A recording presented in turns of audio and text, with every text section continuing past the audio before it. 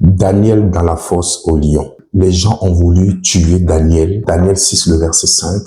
Il dit, nous ne pouvons rien trouver si et seulement si nous cherchons dans la loi de son Dieu. Pour accuser un enfant de Dieu, on lui cherche des preuves ou des accusations dans la loi de son propre Dieu.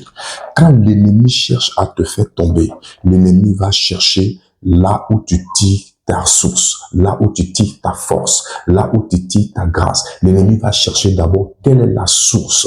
Vous savez, plusieurs fois, souvent, Satan cherche à te décourager, cherche à te piéger, cherche à t'atteindre, cherche à briser ta foi. Mais quand il ne trouve pas, il va chercher à savoir d'abord. Alors, qu'est-ce qui est dit dans la loi de son Dieu? Voilà pourquoi souvent certaines personnes, quand tu es là, on dit, depuis tu vas à l'église, tu n'as rien vu. Depuis tu pries, tu n'as rien vu. Depuis tu jeûnes, tu n'as rien vu. Toujours en train de chercher des choses qui sont liées à ta foi et à ton Dieu. Mais je vais te révéler aujourd'hui que c'est une stratégie satanique que Satan a toujours fait.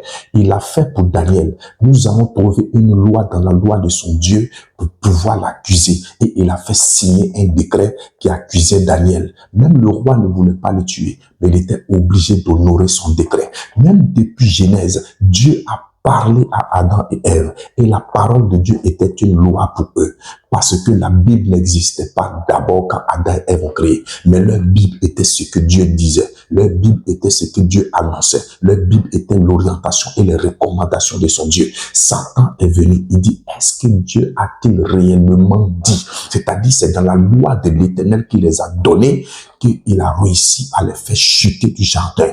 Donc, c'est important de le savoir. Tu vas lire Matthieu chapitre 4. Jésus a été conduit dans le désert pour être tenté. Quand le diable vient vers Jésus, le diable ne cherche pas à le séduire autrement, mais il choisit dans la loi de son Dieu. Il lui dit, il est écrit que tu peux transformer ces pierres en pain. Jésus lui aussi dit, dans la loi de mon Dieu, il est aussi écrit qu'on ne vit pas seulement de pain, mais de toute parole qui sort de la bouche de Dieu. Il est écrit.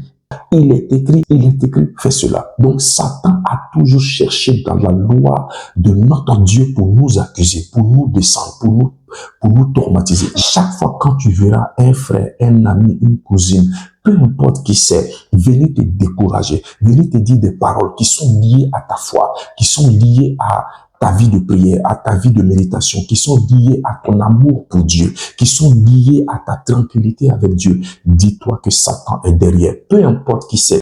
Pierre était avec Jésus, mais Pierre a dit, Seigneur, personne ne va te toucher si moi je suis en vie. Jésus a regardé Pierre, il lui a dit, arrière de moi, Satan.